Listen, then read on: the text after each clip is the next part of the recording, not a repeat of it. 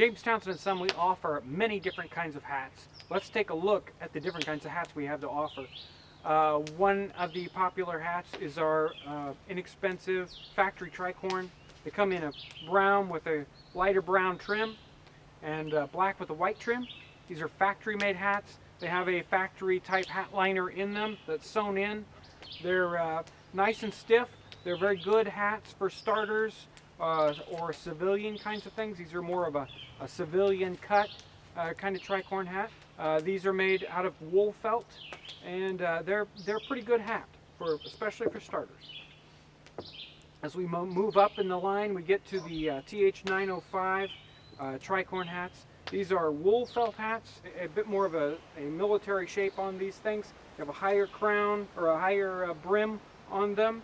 They come in black trim or in white trim, and these have a linen binding on them instead of the wool binding on the more expensive hats. They're made to your size, a little bit more specific than the factory tricorn hats. They also come with a cockade and a button. Then we move up into the fur felts, and that's where things can get much more complicated. We have a lot of different choices for fur felts. They come in standard black. They also come in a very nice dark brown, and also in the dove color, what we call it. It's kind of a gray leaning on light brown.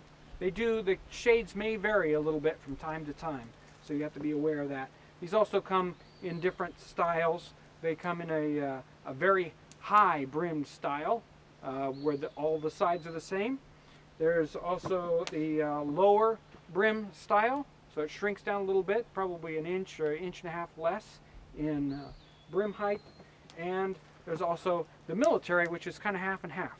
These have a very tall back and a little bit shorter on the front, and you can see the cut is a little bit more of a short triangle beaky front to it, much more of a military cut. These all have linen liners on the inside, and these hats come standard with a hat jack so that you can keep them the right size when they're in storage. Both the wool felt and the fur felts also come in a round hat style with just one side cocked up. These come with a white trim usually, and made to your size. Very nice. This one's in the fur felt. Another very popular item that we sell are hat blanks so that you can make your own hat. We have two different styles of hat blanks. We have the wool felt hat blanks. These are the same kind of blanks we make our TH905 hats out of. These are pretty good blanks. Pretty good and stiff here, but not nearly as heavy as a fur felt blank. These also, the wool felt ones, don't come with any kind of lining, so you're going to have to put some kind of band on the inside or a band on the outside to keep the body from stretching out as you wear it. They also have a brim that's around 4.5 inches around there. That varies depending on how big the crown is.